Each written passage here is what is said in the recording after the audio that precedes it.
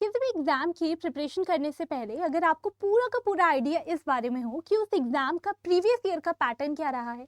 Pattern से मतलब यहाँ पर एग्जाम पैटर्न का नहीं, बल्कि प्रीवियस ईयर में उस एग्जाम का ट्रेंड क्या रहा है, आपके सिलेबस में कौन से वो पोर्शंस हैं जहाँ से ज़्यादा सवाल पूछे गए हैं, किन पोर्शंस पर आपको ज़्यादा एम्फोसिस डालने की ज़रूरत है, किन से कम सवाल पूछे गए हैं, यानी कि आप उन पोर्शंस को स्ट्रैटेजिकली प्रिपेयर कर सकते हैं। If you have all this knowledge then definitely आप अपने एग्जाम की जो प्रिपरेशन है उसे एकदम सही डायरेक्शन में कर सकते हैं। Hello everyone, welcome to CUET PG Adda 24/7। This is Priya, your educator and mentor for economics. And बहुत सारे बच्चों का ये जो डाउट रहता है कि मैम प्रीवियस ईयर में कैसा ट्रेंड रहा है, अगर हमें वो एक बारी समझा दिया जाए तो हम उस अकॉर्डिंग अपनी अभी की जो प्रिपरेशन है यानी कि CUET PG 2027 इकोनॉमिक्स की प्रिपरेशन सही तरीके से कर सकते हैं। तो चलिए आपको प्रोवाइड कर देते हैं प्रीवियस ईयर के ट्रेंड एनालिसिस का एक छोटा सा सेशन, जिससे आपके सारे के सारे डाउट्स क्लियर हो जाएंगे। Let me tell you, now you are only left with 7 months for your preparation. तो CUET PG 2027 का जो एग्जाम है वो हर साल की तरह आपका मार्च में होगा, मार्च 2027 में होगा। तो अब आपके पास सिर्फ 7 महीने का समय। इस टाइम पर ये ट्रेंड एनालिसिस आपके लिए बहुत ज़्यादा इंपॉर्टेंट साबित हो सकते हैं जब आप अपनी प्रिपरेशन को सही तरीके से प्लान करना चाहते हैं।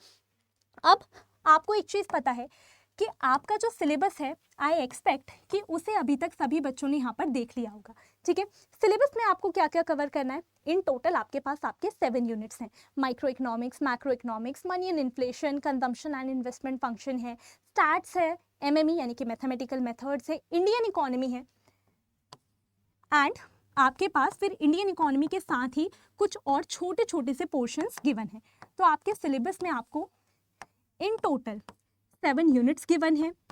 कुछ अदर पोर्शंस भी हैं, जैसे कि पब्लिक इकोनॉमिक्स है, टैक्सेशन है, इंटरनेशनल ट्रेड थ्योरी है, एंड काफ़ी सारे और भी ऐसे टॉपिक्स होते हैं जो आपके एग्जाम के सिलेबस में एज सच लिखे नहीं होते, बट वहाँ से सवाल ज़रूर बनते हैं। जैसे कि इकोनॉमिक्स के बेसिस पर क्वेश्चन पूछ लिया, कोई आपको टॉपिक देकर क्रोनोलॉजी के बेसिस पर क्वेश्चन पूछ लिया, कोई इंस्टीट्यूशंस के बेसिस पर क्वेश्चन पूछ लिया, ऐसी सारी चीज़ें। तो अब आपको ये सारी चीज़ें कैसे इंश्योर करनी है कि आप सही तरीके से प्रिपेयर करो, ध्यान से सुनेंगे। यहाँ पर आपको ध्यान देना है अपने प्रीवियस ईयर के ट्रेंड पर। अब एक एक यूनिट का अगर हम प्रीवियस ईयर का ट्रेंड देखें तो एंड में आप अपने आप समझ जाओगे कि कहाँ ज़्यादा फोकस करना है और कहाँ पर एवरेज लेवल की प्रिपरेशन के साथ भी चलेगा। तो माइक्रो इकोनॉमिक्स से शुरुआत करते हैं। आप देख सकते हो हर साल आपके इतने number of questions micro economics से पूछे जा रहे हैं, जो कि एक बहुत अच्छा नंबर है। 17, 22, 16, 22, यानी कि ऑन एन एवरेज 20 से थोड़े कम या 20 से ज़्यादा ही आपके पास यहाँ पर क्वेश्चंस पूछे गए हैं हर साल माइक्रो इकोनॉमिक्स से। If we talk about macro economics, तो देखो मैक्रो इकोनॉमिक्स में अगर हम लोग देखें तो मैक्रो इकोनॉमिक्स से भी काफ़ी ज़्यादा अच्छे नंबर ऑफ क्वेश्चंस पूछे गए हैं।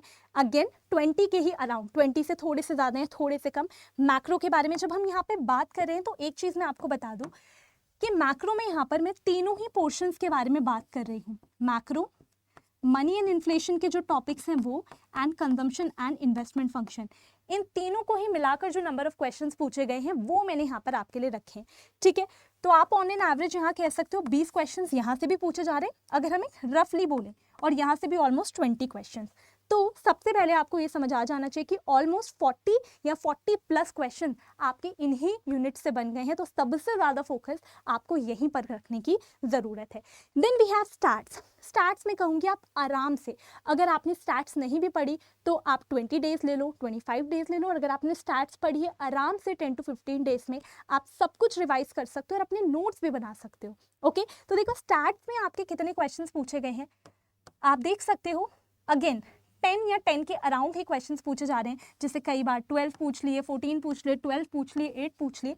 तो ऑन एन एवरेज आप देखो तो अगर हम कहें 10 to 12 क्वेश्चंस यहाँ पर पूछे जा रहे हैं। ठीक है, इतना आप एक्सपेक्ट कर सकते हो यहाँ से। अगेन काफ़ी अच्छे नंबर ऑफ क्वेश्चंस है। अगर लेट से नॉर्मली 10 क्वेश्चंस भी पूछ लिए तो 40 मार्क्स का पेपर तो आपका यहीं से बन गया।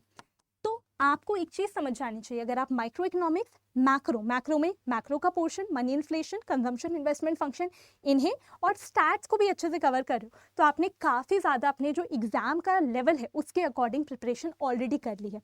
अब आगे देख लेते हैं मैथमेटिकल मेथड्स इन इकोनॉमिक्स, जिसे हम शॉर्ट में MME कहते हैं। अब इससे काफ़ी सारे बच्चों को डर लगता है, क्योंकि मैथ्स का जो पोर्शन है वो काफ़ी ज़्यादा स्टूडेंट्स के लिए फोबिया का कारण रहता है। I don't know why, but जिन भी स्टूडेंट्स को यहाँ पर डर लगता है उन्हें मैं बता दूँ कि बच्चे आप देख सकते हो कि इस साल को छोड़कर बाकी जितने भी साल हैं उनमें ऑन एन एवरेज यहाँ पर आप देख सकते हो कि 5 क्वेश्चंस ही पूछे जा रहे हैं, 4 to 5 क्वेश्चंस ही पूछे जा रहे हैं। तो आप ये समझ सकते हो कि आपको अगर मैथमेटिकल मेथड्स इन इकोनॉमिक्स को प्रिपेयर करना है, बहुत ज़्यादा स्ट्रैटेजिकली आप प्रिपेयर कर सकते हो। एंड CUDPG के एग्जाम में जो आपके अदरवाइज भी न्यूमेरिकल क्वेश्चन आते हैं वो बहुत ज़्यादा डिफिकल्ट नहीं होते।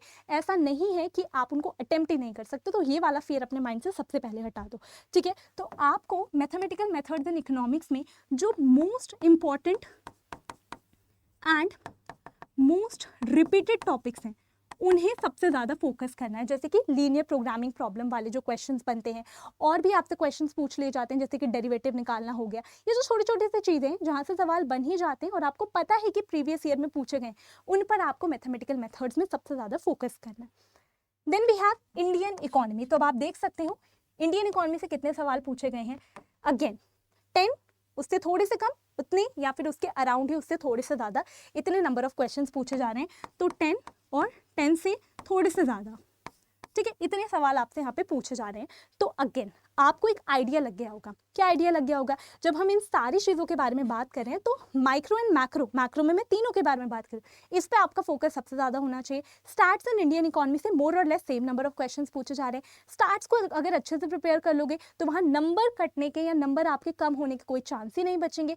एंड इंडियन इकोनॉमी वास्ट है और यहाँ पे बहुत सारी चीज़ें कवर करने को है, कुछ भी अनएक्सपेक्टेडली भी पूछा जा सकता है। तो आपके यहाँ से जो सवाल बनेंगे अगर इजी हैं तो वहाँ से आप मार्क्स गेन कर सकते हो, बट अगर कोई अनएक्सपेक्टेड क्वेश्चन है तो फिर बच्चे उसमें रिस्क भी नहीं लेना चाहते। तो इंडियन इकोनॉमी वाला पोर्शन जो है आपके लिए वो थोड़ा सा अनएक्सपेक्टेड है, तो आप उसके बदले अगर आपको ऐसा लग रहा है कि आप स्टार्ट्स को थोड़ा स्ट्रॉन्ग कर सकते हो तो वो कर लो, ताकि इंडियन इकोनॉमी में अगर कोई अनएक्सपेक्टेड क्वेश्चन आए तो आप अगर उससे छोड़ भी रहे हो उस क्वेश्चन को तो आप कहीं ना कहीं अपने मार्क्स और एडजस्ट करवा सको। ओके, देन उसके अलावा मैंने जैसा कि आपसे कहा था कि और भी कुछ पोर्शंस हैं, जैसे कि कुछ अदर टॉपिक्स पूछ लिए जाते हैं, ठीक है, आपके पेपर से रिलेटेड, आपके सब्जेक्ट से रिलेटेड कोई भी चीज़ें। पब्लिक इकोनॉमिक्स का पोर्शन है, उसके कुछ टॉपिक्स हैं, इंटरनेशनल ट्रेड थियरी है, टैक्सेशन वगैरह है। तो अगर इन सारी चीज़ों को मिलाकर, यानी कि जो अदर चीज़ों से आपके सवाल पूछे गए हैं वो कितने पूछे गए हैं, इतने नंबर ऑफ क्वेश्चंस आपके पूछे गए हैं, ठीक है। आप देख सकते हो अराउंड, आप बोलोगे अगर मोस्ट ऑफ द ईयर्स में देखें तो 5 to 6 क्वेश्चन, 4 to 5 क्वेश्चन ऐसे ही अदर टॉपिक से आपके पूछे जा रहे हैं, तो थोड़े मार्क्स आपके वहाँ से बन जाते हैं। ओके, तो इस तरीके से आपका पूरा पेपर का डिविजन रहा है। एंड अब आप इससे एक चीज़ समझ सकते हो, तो जो आपको प्रीवियस ईयर ट्रेंड एनालिसिस मिला वो सिर्फ दिखाने के लिए नहीं था, वो आपको इसका जो मीनिंग है वो समझाने के लिए था। और मीनिंग आई होप आपको समझ में आ चुका होगा। सबसे ज़्यादा प्रायोरिटाइज करना है आपको इन यूनिट्स को। Second priority should be stats in Indian economy, जिसमें से आई वुड से कि आप स्टैट्स को थोड़ा ज़्यादा प्रेफर कर सकते हो, बिकॉज यहाँ से अगर आपको कॉन्सेप्ट पता है तो मार्क्स आसानी से बन जाते हैं। इंडियन इकोनॉमी आपको प्रायोरिटाइज करनी है। एंड मैथ्स में जो आपको प्रिपरेशन करनी है वो स्ट्रैटेजिकली आप डेफिनेटली कर सकते हो, मोस्ट इंपॉर्टेंट, मोस्ट रिपीटेड जो टॉपिक्स हैं उन पर ज़्यादा फोकस रखते हुए, ठीक है। तो बच्चे ये था आपके पास आपके प्रीवियस ईयर ट्रेंड का पूरा एनालिसिस। एंड अब जब आपके पास सिर्फ और सिर्फ थोड़ा ही समय बचा है जिसमें प्रिपरेशन भी करनी है, सिलेबस कवरेज भी है, मॉक टेस्ट भी देने हैं, नोट्स भी अगर आप बना रहे हो तो वो भी बनाने हैं, तो आप लोग इन सारी चीज़ों को अब नाउ इट्स हाई टाइम कि बिल्कुल स्टार्ट कर दो अगर आपने अभी तक सारी चीज़ों को डिले करा है। एंड इसी के लिए अगर आप चाहते हैं कि आप जो भी चीज़ें पढ़ रहे हो, अगर आपको उनमें डाउट हो रहा है, कोई भी प्रॉब्लम है, तो डेली बेसिस पर शाम 5 बजे आप अपनी CUET PG इकोनॉमिक्स की जो मैं आपको क्लासेस प्रोवाइड करती हूँ यहीं इसी चैनल पर यूट्यूब पर, वो आप फ्रीली अटेंड कर सकते हैं। वहाँ पर मैंने आपको सारे कॉन्सेप्ट्स एकदम डिटेल में पढ़ाए हैं। उसके अलावा यहाँ पर मेरा टेलीग्राम चैनल भी है, तो उसे भी आप ज्वाइन कर सकते हैं ताकि आपको आपके एग्ज़ाम तक, आपके एडमिशन हो जाने तक पूरी गाइडेंस मिले। This is the Telegram channel.